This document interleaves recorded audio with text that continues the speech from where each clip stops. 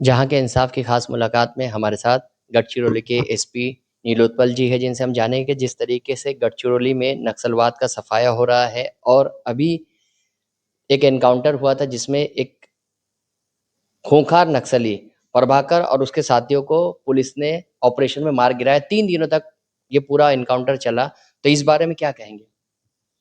अभी 5 फरवरी को हमारा एकदम गढ़चिरौली नारायणपुर बॉर्डर पे एक बड़ा इनकाउंटर हुआ था। हमें पिन पॉइंट इन्फॉर्मेशन थी कि कंपनी नंबर 10 के कुछ कैडर्स और छत्तीसगढ़ की एक अननोन फॉर्मेशन वहाँ पे कैंप लगा के बैठी हुई है और कुछ बड़ी योजना बना रही है कुछ घात-पात करने की। तो उस मुताबिक हमने हमारे 2 नए कैंप से ऑपरेशन लॉन्च किया था एसडीपीओ भामरागढ़ के इसमें। 3 दिन 3 रात तक इस ऑपरेशन के चलने के बाद हमें 7 माओवादियों को मारने में सफलता प्राप्त हुई, जिसमें अभी आज के दिन का गढ़चिरौली का जो सरगना था, मुख्य नेता था प्रभाकर, डीके जेडसीएम था, कंपनी नंबर 10 का इंचार्ज था और वेस्टर्न सब जोनल ब्यूरो का इंचार्ज था और स्टेट मिलिट्री कमीशन का भी मेंबर रहा है वो, और उसके ऊपर 25 लाख रुपए का इनाम था। ये सभी ऐसे मिला करके 7 माओवादियों को मारने में हमें सफलता प्राप्त हुई, जिसमें हमने 3 AK-47, एक एसएलआर और एक 303 ऐसे 5 हथियार भी हस्तगत किए। इन सब के ऊपर कुल 71 लाख रुपए का इनाम महाराष्ट्र शासन ने जाहिर किया था।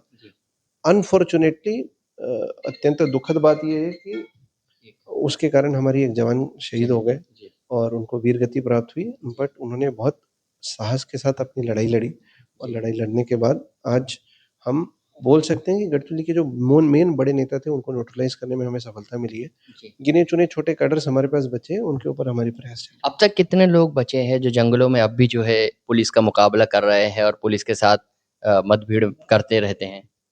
एक छोटे से भामरागढ़ तालुका के एकदम छोटे से पॉकेट में 7 लोग हमारे ऑन रिकॉर्ड बचे हुए हैं, जिसमें हमारा 2 पुरुष और 5 महिलाओं का समावेश है। उसमें से गढ़चिरौली के रहने वाले केवल 2 लोग हैं, बाकी 5 लोग छत्तीसगढ़ के रहने वाले हैं और हमारी उनके ऊपर भी वर्कआउट शुरू है। मैं आपके चैनल के माध्यम से भी उनको अपील करना चाहता हूँ कि वो हथियार डाल दें, नहीं तो हम नक्सल विरोधी अभियान को और तीव्र करने वाले हैं। पुलिस पर ये इल्ज़ाम लगता है कि वो नक्सलियों के खिलाफ जब काम करती है तो नक्सलियों को फ़ौरन एनकाउंटर में मार गिराया जाता है, उन्हें मौका नहीं दिया जाता। इस पर आप क्या कहेंगे? नहीं, हम आप देख सकते हैं कि हमने पिछले 1 साल में 2025 में कुल 112 माओवादियों ने आत्मसमर्पण किया है। केवल 10 माओवादियों को हमने मार गिराया, बड़े पैमाने पे हम आत्मसमर्पण हुए। हमने ये प्रभाकर और इसके ग्रुप को भी बहुत बार अलग-अलग चैनल्स के माध्यम से उसको फीलर्स दिए कि उसको आत्मसमर्पण कर देना चाहिए, बट वो जब आत्मसमर्पण करने के लिए तैयार नहीं हुआ और सरकार के खिलाफ विध्वंसक कार्रवाई की योजना बना रहा था, उस समय ऑपरेशन लॉन्च किया जिसमें एक्सचेंज ऑफ फायर में उसको न्यूट्रलाइज़ किया। जल, जंगल, ज़मीन की आड़ में जो ये लोग पब्लिसिटी करते हैं, लोगों को मिसगाइड करते हैं, तो उस ताल्लुक से आप क्या कहेंगे?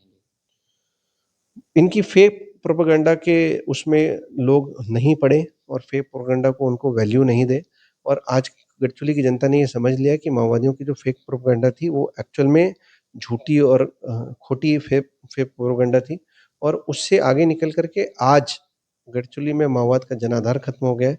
इनको कोई भी सपोर्ट नहीं है। बड़े-बड़े इनके कट्टर गाँव ने गाँवबंदी की है माओवादियों के खिलाफ, और जिसके कारण हमको गढ़चिरौली पुलिस को मन और दिल दोनों जीतने में सफलता है।